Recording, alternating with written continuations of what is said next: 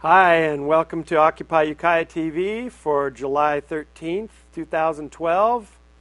And I'm here with my dog Peaches today, and we're going to be giving away Farmers Market bucks and a Chico bag. I'll tell you how to do that later in the show. Let's see, what do we have going on? We're going to be talking about our Localize Your Money event that's going to be on Saturday, July 14th.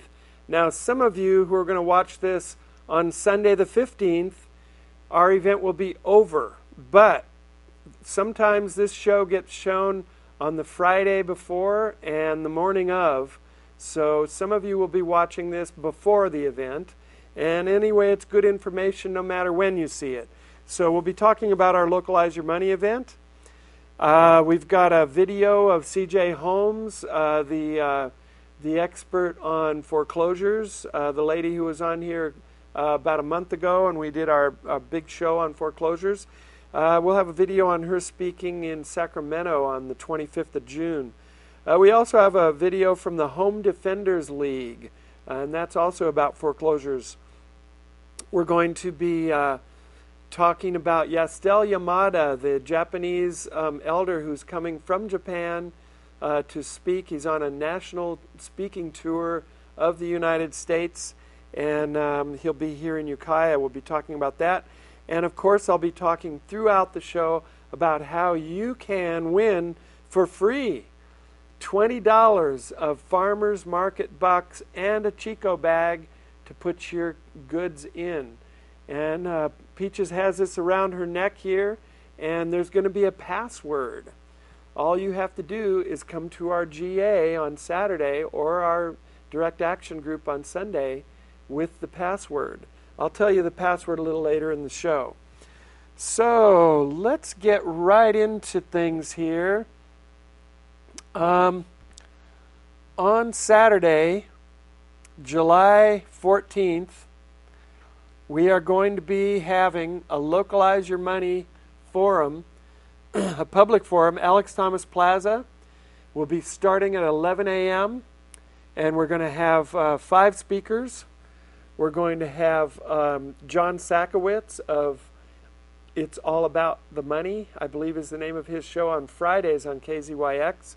He's a former trader on Wall Street. He worked on the floor of the stock exchange. He did a number of things. He knows about money and how it works in the world and in this country. We'll also have a man named Ron Cole, who is a local business organizer. I'm not exactly real clear on what he does, but he should be pretty interesting. Holly Madrigal will be speaking. She is the former mayor of Willits, and she is now working on economic localization, and she'll be speaking on that.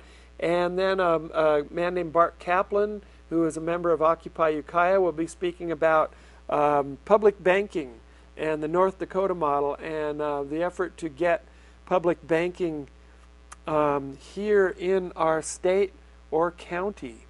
In fact, let's I'll continue here with our event. Those will be our 5 scheduled speakers. That will be at 11 o'clock, and then at noon we're going to be marching to Bank of America, Wells Fargo, and J.P. Morgan Chase, and we'll be protesting their practices outside of their bank. We really hope you'll come and join us. After the march, we'll be coming back, and if it's really hot, which we're expecting, we will have our equipment moved under the overhang there at the park, so we'll be totally in the shade, and we're going to have a potluck, and we'll have an open mic, and you can come and speak your piece at the open mic. Everybody will have about 3 minutes or so, depending on how many people we have that want to speak. And this is something that we feel is really valuable, and we'd like to begin to reinstate in our world, and that is a public forum where people get together in a town square situation and discuss in civil tones the issues of the day. We don't have to all agree, but it's good for us to use our free speech, remain civil, and listen. So that is our goal on Saturday, July 14th. If you're listening to it on Sunday, July 15th, or later in the week, the event has already taken place, and we'll tell you about it in the next show. But right now, we're going to move on to some of the information that we'll be sharing during that event. And we're going to be talking about the Public Banking Institute and the idea of having a public bank in our state. Now, North Dakota has a public bank. It's a state bank, and the profits don't go to shareholders and CEOs who are making millions of dollars. The profits return to the state. Now, of course, everybody who works in the bank gets paid, but they don't pay them. They don't pay the CEOs and whatnot huge salaries. They don't spend a lot of money, millions and millions upon millions, on advertising and things like that. It's all about making money for the state, or even for the county if Mendocino County decided to do one. Let's read a little bit from this flyer called. It's from the Public Banking Institute, and it's Reclaim the Money Power with Publicly Owned Banks. Occupy banks. It is well that the people of the nation do not understand our banking and monetary system. For if they did, I believe there would be a revolution before tomorrow morning. And that was Henry Ford. It might seem like Henry Ford lived a long time ago, but not all that long ago. And the economy is based pretty much on the same principles as when he was running things for Ford Motor Company. Well, we're starting to understand, and this is the beginning of the revolution, the banking revolution. Ellen Brown, Occupy LA teach-in. So let's move on here, and we will talk about what is money. Money is anything that people will accept in exchange for goods or services, in the belief that they may, in turn, exchange it now or later for other goods or services. Money has taken many forms, including shells, beaver pelts, coins, paper notes, and now accounting entries on a computer. It's an abstract social invention used to facilitate transactions beyond the barter process. Around 340 BC, Aristotle wrote, "Money exists not by nature, but by law." So this has been going on for a long time. Let's talk about wealth versus money. Main Street produces wealth, not Wall Street. What is legal tender? Legal tender is any form of money which the U.S. government declares good for payment of taxes and both public and private debts. Who has the right to create money in the United States? Under the Constitution, it is the right and duty of Congress to create money. It's entirely left to Congress. That's not actually true, though, is it? To whom has the Congress delegated this money-creating right? Congress has farmed out this power to create money to the banking system composed of the Federal Reserve and commercial banks. Only these two can manufacture money, i.e. currency and demand deposits, checkbook money, which are instantly available to make purchases and pay bills. None of the other financial institutions have this power to manufacture money. The Federal Reserve is a private bank. Established by Congress in 1913, the Federal Reserve Act and set up to backstop bank runs, ostensibly to provide stability, serving primarily as its private bank owners and not in the public interest. Serving primarily its private bank owners and not the public interest. How is money created? In our current system, banks create money by bookkeeping entry in the form of bank deposits, checkbook money, when they extend loans. In the process of extending a loan, both a loan and an asset and a deposit liability are created. That is, no net asset is created. The important thing to remember is that when banks lend money, they don't necessarily take it from anyone else to lend. They create it. These are things that you probably know. We're just doing a little bit of review.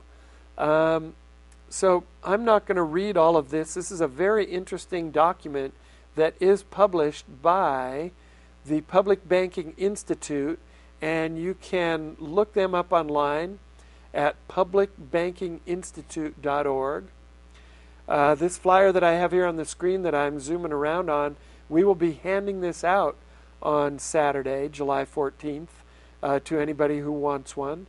And you can also, I believe, find a copy of this on our website at occupyukiah.info. So it's got some very good stuff. And one of our Occupy members, Bart Kaplan, and Peter Good, and I believe also Ellen Faulkner, all went to the Board of Supervisors meeting on, I think that was July 11th, and spoke about public banking. And there was a presentation by a man, I forget his name at the moment, from the Public Banking Institute, who did a presentation about public banks to the Board of Supervisors. So it's something that is being considered, because what we're finding out is that it's more profitable for a state or county to have a public bank where the profits go back into our own local businesses rather than to Wall Street and to shareholders who could live anywhere in the world. So further, we're going to be handing out another handout that's really interesting. There's going to be a new campaign started by Occupy Ukiah called the Move Your Money Campaign, from big banks to local banks and credit unions. Why should you move your money? Invest in Main Street, not Wall Street. End too big to fail. Fewer fees, more savings, get more personal service, lend a hand to local business. So we're going to be marching to Bank of America. We're going to be marching to Wells Fargo. We're going to be marching to Chase and protesting those practices of those banks. So let's look at a few things on this document that says, why Bank of America? Foreclosing on American families is number one. As of June 2010, Bank of America had $88 billion worth of foreclosed homes in its portfolio, more than any other mortgage servicer in the country. They are at the center of the foreclosure fraud scandal and have a terrible record of providing modifications to struggling homeowners. And you saw that when we had C.J. Holmes on. She pointed out how they would say to people, oh, sure, we'll modify your loan. Here, pay us $1,000 for your application to modify your loan. Oh, we're sorry you're in trouble. And by the way, you have to not pay for 60 days and go in default on your mortgage. And meanwhile, while you think that they're modifying your loan and you're going to get a better mortgage deal, the foreclosure department is working on the other side of the bank to foreclose your booty. And so you think you're getting a loan mod, and suddenly you get a letter that says you're being foreclosed and you got to be out in 2 weeks or 30 days or whatever it might be. And you call them up and say, wait a minute, we were doing a loan modification. Sorry, I don't know anything about that, but you're being foreclosed on. That is one of the tactics that all the banks used. Let's continue. Bank of America putting a chokehold on lending to keep Americans out of work.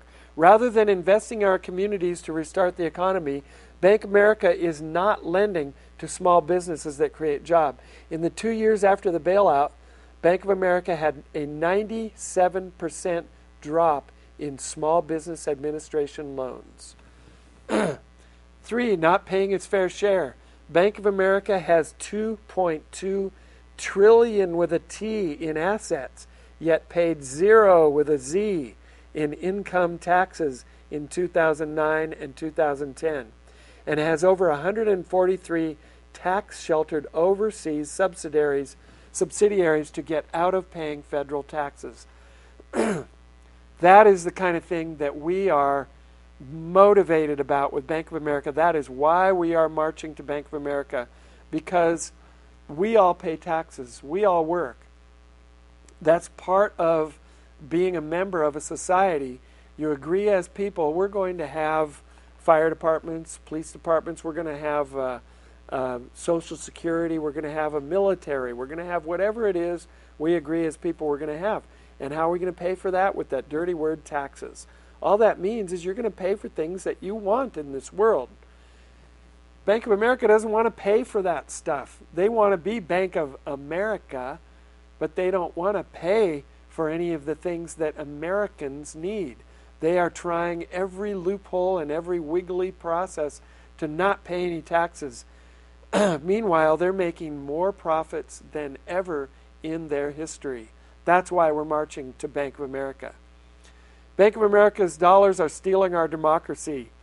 Bank of America's big dollars are getting our elected officials to rig the system and the rules. Since 2003, B of A has spent close to $20 million in lobbying against common sense reforms, but yet they've spent zero in taxes. So they basically that's where they want to put their money, into getting their way to make the system run in their favor. So they have $230 billion that they received in bailout money from the U.S. taxpayers. They've made $4 billion in profits since the bailout in 2009 and 10. $10 million went to CEO Brian Moynihan in total pay. $10 million. $35.1 billion in 2010 bonuses and compensation. And $23,108 a year is the average amount that the B of A worker makes as a teller. So that's a pretty big discrepancy. The CEO makes $10 million and the bank teller makes $23,000 in a year. That's why we want public banking. They will not have a CEO that makes $10 million, and hopefully we would push for better wages for a teller than $23,000 a year. You can barely live on that these days. Why J.P. Morgan? Because J.P. Morgan is not paying its fair share. Chase has the worst record of sucking money from state and local government budgets. Chase has over 50 tax-sheltered overseas subsidiaries to get out of paying federal taxes. They're putting a chokehold on lending to keep Americans out of work, just like B of A. Rather than investing in our communities to help restart the economy, Chase hoards its money. Chase's Small Business Administration lending dropped 75% in 2 years immediately after the economy crashed. So they got all that nice bailout money and they held on to it, rather than lend it out and help people with their loans and keeping their houses and going to school. Foreclosing on American families. As of June 2010, Chase had $19.5 billion worth of foreclosed homes on its books, more than any other bank in the country. The big bank rejected over 354,000 families for loan modifications from the government's HAMP program alone. Chase overcharged 4,500 military members on their mortgages. That's not very patriotic. Whether or not you agree that we should be over in Iraq and Afghanistan, those people are not living high on the hog. They're also stealing our democracy. Chase's big dollars are getting our elected officials to rig the system in favor of the big banks. Since 2003, J.P. Morgan Chase has spent $50 million to influence federal policy to fight common sense financial reforms. So $100.7 billion in bailout money from you and me. $29.1 billion in profits since the bailout. That's quite a bit. $20.8 million went to CEO Jamie Dimon. $20.8 million that Jamie Dimon made in 2010. $26.9 billion in total bonus and compensation to other higher ups. And then your average bank teller at Chase makes even less. $22,000 a year. Well, that's why we're marching to Chase. Let's talk about why Wells Fargo. Wells Fargo has been the poster child for discriminatory lending targeting communities of color. Wells Fargo has been sued on several occasions for discriminatory lending practices, and the Federal Reserve Board recently issued an $85 million civil fine for steering borrowers inappropriately into subprime loans. $83 million is like a slap on the wrist for these guys. Foreclosing on American families at the end of 2009, Wells Fargo modified loans for only 22% of those eligible for modifications under the government program HAMP. Unlike other big banks, Wells Fargo hasn't changed its foreclosure procedures despite many confirmed reports of robo-signing and other illegal practices in the foreclosure process. And they're not paying their fair share. In the last 10 years, Wells Fargo paid the lowest worldwide tax rate of the top 5 banks. They paid only 24.8% on their $110.9 billion in earnings in the last 10 years, and they reportedly did not pay any federal taxes in 2009.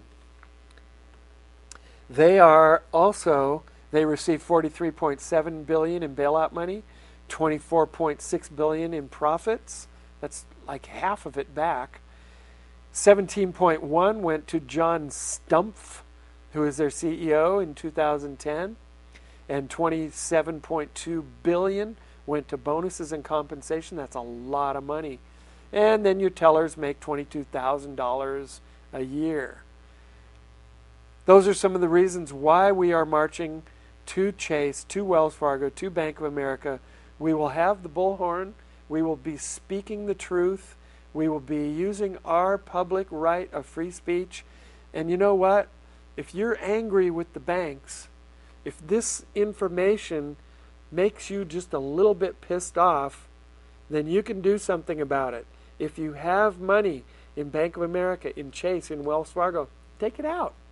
Walk into the bank, speak loudly, and say, I want to withdraw all my money. I don't agree with your banking practices. I can't support it any longer. Say whatever you wish, and then proceed to take your money out. Now, sometimes it can be difficult because if you have automatic withdrawals and some of those things, it can be a bit of a process. But start that ball rolling and let them know that you are going to do something about it. Vote with your dollars. These guys are getting away with crime right in front of the public. And basically they're sitting back going, there's nothing anybody's going to do about it. We're too big. We got all the attorneys. We got the system rigged. It'll blow over. We'll be right back to business as usual. So let's do something about it. I know that if we have lots of people in Ukiah take their money out of B of A and Chase and Wells Fargo, they're not going to burst into tears on Monday morning. But we can offer that to the rest of the country as look at what we did in Ukiah. You can do it too. If we start to put a dent in their image around the country, maybe we can force them to change their ways. If we could really start the ball rolling, maybe we can reduce them, because really it's not right for a bank to be too big to fail. That is too big to exist. If a bank is too big to fail, it's too big to exist, and it's time for us to downsize them. Take your money out. Don't support them any longer. Local credit unions and saving banks are the way to go. I think that's going to be all that we're going to talk about for now on the banking issue. We're very excited about this, and we're going to be doing more of this in the future. So, in that theme of localization, Peach is here, who's 12 years old this summer, has a bag around her neck, and this is a Chico bag. And these open up into big old shopping bags. This has 20 market bucks in it. You can put this in your pocket, your purse, your backpack, on your belt loop. It has a little carabiner. You can carry these things around. You can put a whole lot of farmers market produce and goods in this bag. And there's $20 of market bucks that you can have absolutely free if you come to our General Assembly and say the word localize. All you have to do is come and say the word localize, and you will get $20 of Ukiah farmers market bucks. And actually, I believe these market bucks are good at other farmers markets. Willits, Gualala, Ukiah, Fort Bragg, and Redwood Valley. Friends of McFarm, green bucks. This is worth $2, so there's 10 of them in here. So you can purchase things at farmers farmers markets all around the county with these. So come to our General Assembly on Saturdays at 10 o'clock. You'll see our canopy. Say the word localize, and you will receive your free market bucks. If you come to our direct action meeting, which is held at the MEC on Stanley Street on Sundays at 11, and say the word localize, you will also receive this nice bag. Sorry, Peaches doesn't come with it, but she's just here to inspire you. So anyway, we'll be talking about that a little bit later in the show. We're going to move on, and we're going to show a video of C.J. Holmes, who we had on here about a month ago, and she did an amazing job of presenting the situation of bank fraud in foreclosures today in this country. And she's really quite an amazing mind and spirit in our world working on this. I was a little blown away when I watched this video because CJ got really emotional. She is really frustrated and angry over the practices that banks are carrying on right in front of us, right under our noses, and basically thumbing their noses at us. So you will hear her get a little bit emotional, but heck, she's got the right. She loves her work of real estate, and it's really hurt her to see what's happened to the real estate market, what's happening to banking practices, and the total trust that has been lost in our whole real estate system these days. So without any more words, here we go. C.J. Holmes, this is about 5 minutes. Here we go. My name is C.J. Holmes. I'm an independent real estate broker, and I founded Homeowners for Justice. And I'm here to bring you 3 words today: forgery, pandemic, and destruction. Make absolutely no mistake about it. Robo-signing is forgery. This is an actual forged document that Wells Fargo is using to foreclose on a home in San Francisco. This is a forged vice president signature. This is a forged notary signature. And this is the foreclosure mill attorney firm, Pite Duncan, who created this forgery, mailed it through the United States Mail, and is still on the preferred attorney list for Fannie Mae instead of being in prison losing their licenses. We must make a change. We must prosecute these criminals for forgery and fraud. They are using it to steal our homes. Pandemic. Don't anybody think that you're immune. In July, in California, over 70,000 homes are scheduled for the final foreclosure auction. That's over 3,000 families a day that are scheduled to lose their homes, be forced into poverty, into finding a rental, into losing all of their down payment. And we must stop this. This pandemic has already pushed 22% of the loans in this state underwater. There are over 2 million loans underwater. Don't think some attorney general settlement of $25 billion for a $7 trillion fiasco and 200,000 homes loans to be rescued is going to even make a dent. That's not restitution, and that's not justice. Destruction. We are in a cyclical destruction. This is a cascading failure, and it has been started by bank fraud. They violated truth in lending. They created predatory loans designed to fail, forcing every borrower to refinance. In 2007, when those poor borrowers couldn't refinance, they foreclosed. In 2008, we had over 23,000 foreclosures just in the 9 Bay Area counties. Don't tell me those are deadbeats. Those are people that can't pay $4,500 a year, a month on their payment. And so the banks took the houses back and they dumped them on our market, and they destroyed home values. decimated. We're selling the homes for $80 a square foot. It costs $200 a square foot to build. All constructors, contractors, builders, developers have been decimated or bankrupted. That's where the jobs went. And it won't come back until we stop foreclosures, because foreclosures are ruining the jobs, which has ruined the economy, which has started another cycle of foreclosures, which is starting more job loss, which is more economic loss. It has ruined over 8 million lives, and they're planning to foreclose another 11 million homes. We're not even halfway done. If you think it's bad now, you wait 5 years. It's ruined the future of baby boomers and their parents. It is taking the massive land wealth transfer from the property owners and small business people to the uber wealthy, because Fannie, Freddie, and the banks are going to sell foreclosures in volume to the hedge funds.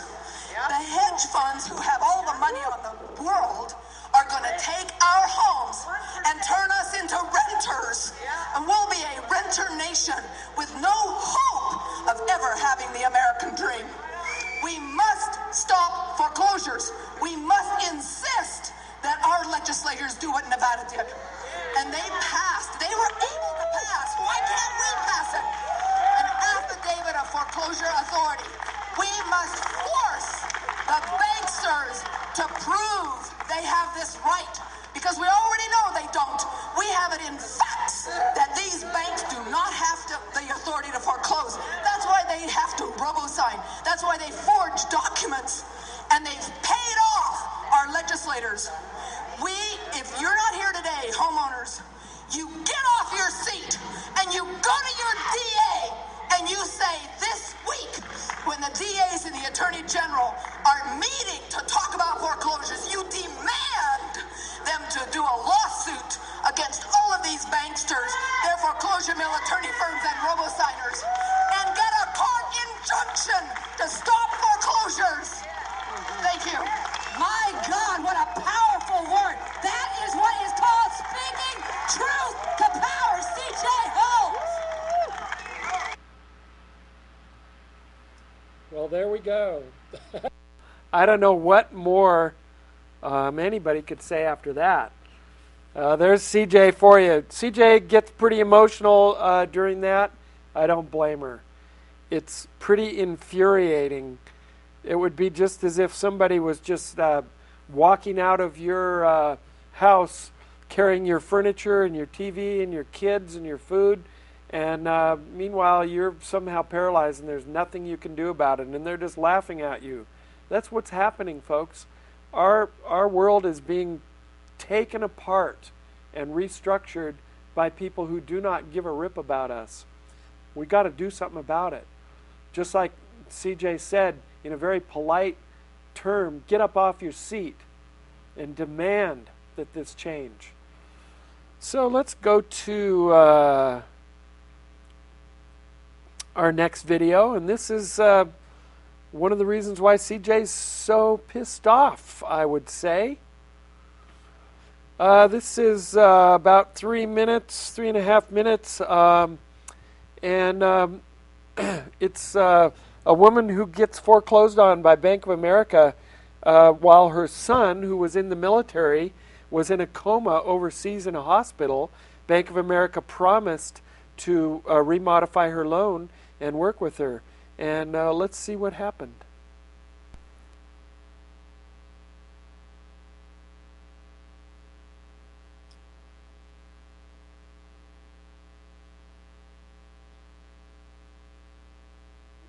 So far we've got nothing coming up.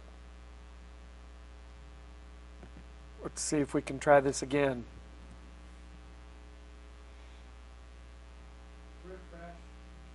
Okay, great, thank you.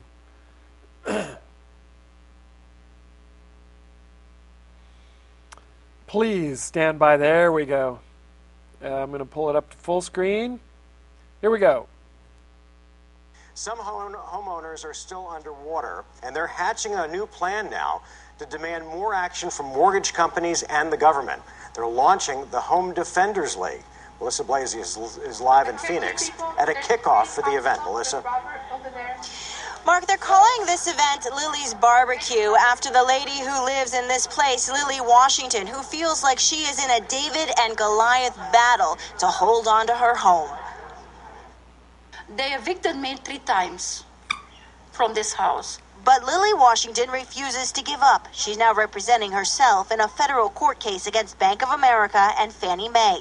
Her horror story started in August 2010. I received a phone call from U.S. Army, and they said my son was hurt in the war and he is in bad condition. At the time, Lily was also trying to get a loan mod from Bank of America. I called the bank next day and they said, okay, you send a letter with the reason why you have to leave and where. She says she got this letter back from B of A. It says, "We will await your return so we can finish your loan modification process." But when Lily did return from the overseas military hospital 2 months later, I found the house was empty, completely empty. someone had been hired to remove and throw away all of her furniture, clothing, jewelry, even her important mortgage documents. Lily says she knows now that Bank of America did foreclose 1 week after she left, and the property was turned over to mortgage giant Fannie Mae, who she's been fighting with ever since. Lily says it's unfair to do these kinds of things to a soldier's mom. He served this country, so you steal everything from his life and my life? How come this? Now, Bank of America says that it has been unable to find any records in its system, saying that Lily had communicated with them about her travel plans. The bank now wants her to produce the original documents involving that. However, Lily says that's very hard for her to do, seeing that someone did come in, remove everything from her home while she was at the bedside of her soldier son in a military hospital. Now, across the country, there are thousands of people like Lily, which is why a bunch of groups have come together to create a nationwide Home Defenders League. Joining me now is Monica Sandschafer to talk to us a little bit about that. First of all, what are the goals of this league? What we are doing is uniting homeowners across the country to fight for principal reduction for all underwater mortgages and an end to all foreclosures and evictions until the banks can assure us there will not be fraud again like there was with Lily Washington. How do you expect to accomplish this? I mean, a lot of people have tried to do things over the years, and some people say there hasn't been enough progress so far.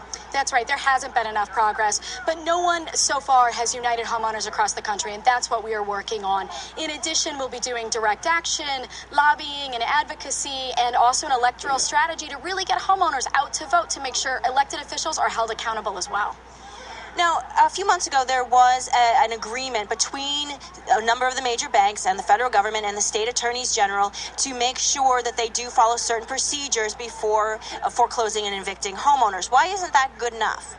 That settlement is a step in the right direction, but it doesn't address the issues that we are seeing with Fannie Mae and Freddie Mac mortgages. And here in Arizona, that's about half of the mortgages that people have. So we're talking about a lot of homeowners not getting any relief. All right, thank you very much. Again, Home Defenders League kicking off 17 states today, trying to unite homeowners against the banks and to convince politicians to do more. Live in Phoenix, Melissa Blasius, 12 News. Okay, so that's just one of many, many, many stories. That's why CJ Holmes is so angry. That's why we are marching to Bank of America, Chase, Wells Fargo, because they do things like that. They are all about making the profit off of you, and they don't really care what's going on in your life. If your son is in a coma overseas, that doesn't matter to them. They don't see the money coming in. Your ass is foreclosed. Not only did they foreclose on her, but as I think you can catch it in the video, they had somebody come in and not only clean out the house, but every item in their house went to the dump. It wasn't even any place where she could come back and get her goods. And not only that, her son had gotten a Purple Heart in the military for being injured. They threw his medal out. And he was re-awarded a Purple Heart by the military after that.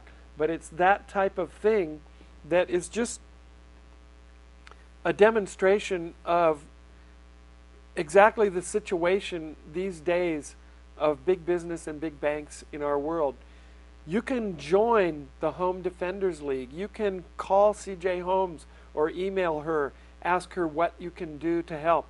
You can join Occupy Ukiah. You can do any number of things. Start looking on the internet.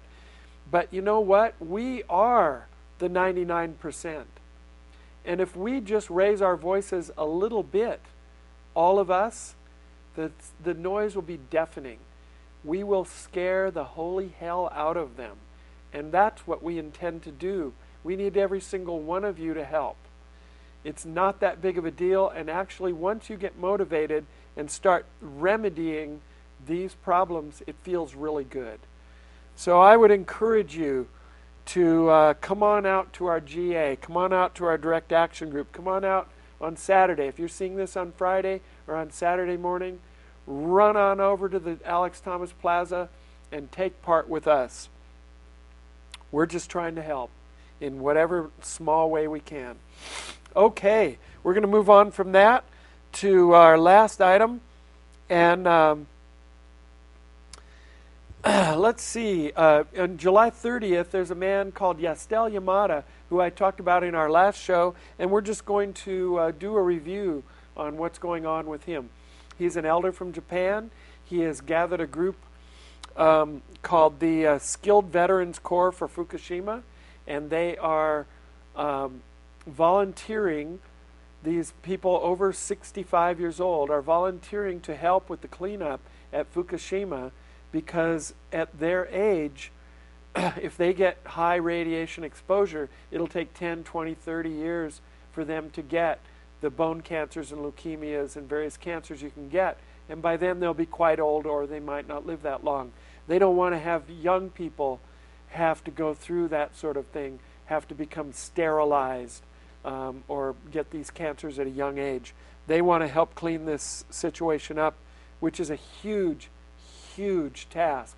It's not going to be a year or two project. It's going to be a lifetime project. It's going to take at least 30 years to clean up some of this stuff going on at Fukushima. And the spent fuel will still be hot for tens of thousands of years, and some of those isotopes for millions of years. He is going to be coming to Ukiah to speak about his experience and his group on Monday, July 30th. He will be at the Methodist Church Social Hall at 200 North Bush Street in Ukiah. He'll be speaking at 7 o'clock, and there will be a question and answer period afterwards. Occupy Ukiah will have a table there. We'll be passing out some information. The co-sponsored Fukushima Response Group and the United Methodist Church are also sponsoring this. There will be a live KMEC radio feed from the event, so you can listen to his speech on the radio if you can't make it down. And also Channel 3 Mendocino Access Television, which we are broadcasting on right now, will be recording this and showing it later. And also, I'm going to be allowed a half-hour interview with Mr. Yamada, and we will be airing that on a future show. So I'm really looking forward to this, because it is a perfect picture. Speaking of pictures, let's bring up this man. There he is right there. This is a perfect picture of the situation that they are in Fukushima. Elders are volunteering to take high radiation doses so that the youth do not have to. What a horrible situation to be in, but that is where we are in society nowadays. We have 104 nuclear power plants in this country. There are 404, I believe, 400 and something in the world today. Any one of those plants can cause as much misery as is happening over in Fukushima, where suddenly your water, your food, your soil, your milk, everything about your daily life is suddenly poisoned with radioactive isotopes that could be hot for anywhere from a week to millions of years. And it doesn't go away. It bioaccumulates in animals and in algae and in fats. And there's a few other things that it bioaccumulates that I'm not bringing up at the moment. But for instance, seaweed is a wonderful, wonderful, amazingly nutritious product from the ocean, and some of the finest seaweed in the world is available on the Mendocino coast. It's amazing, but we have a very special, unique upwelling of water that comes just off the coast, and if you look into it at all, we are famous in Mendocino County for our beautiful seaweed. Well, sorry to report, but seaweed is an algae, and it is one of the first things to absorb some of the radioactive isotopes. So if it's eaten by us, which I eat seaweed, it's a wonderful part of my diet. Then it bioaccumulates in me. And then it's not over there, but it goes back through the sewer system and whatever system we have and bioaccumulates in the bacteria, the animals, and the environment. So you cannot get rid of the radioactive isotopes once they're in the environment. It doesn't go away for tens of thousands of years, sometimes millions of years, for longer than humans have been on the earth. It's time for us to take forward steps to pull away from this madness, to stop using nuclear power to boil water to make electricity. We can do without it. There's plenty of solar power from the sun falling on the earth every day for us to use to have every single one of our electrical needs cared for and more. We just have to have the will to do it. It has to be something that our society as a whole agrees on doing collectively, and then we can create it. We can stop fighting wars over oil. We can stop destroying mountains for coal. We can stop fracking the substrata of the earth for gas. We can use the beautiful nuclear power that comes from the sun 93 million miles away for every electrical need that we have. It's a proven fact. We just have to have the will to do it. Hopefully you'll come and listen to this man and be inspired by his story. I'm very inspired that he is coming to our town to speak. I think that's about all that we have to say about that for today. I want to remind you that you can win $20 of Farmers Market bucks right here in Peach's bag here around her neck. There's a nice Chico bag for shopping. You can put your produce in that. You can go to any farmer's market, Fort Bragg, Willits, Gualala, Redwood Valley, and Ukiah. And all you have to do is go to our General Assembly, or if you come to our Localize Your Money event, if you're seeing this before the fact, come on out to our Localize Your Money event and say the word localize, and you will win this bag with the Mendo bucks in it. Pretty good deal, huh? Peaches is going to have to give it up. I think she kind of likes wearing it around her neck. Anyway, I think that's about it for our show today, and I want to thank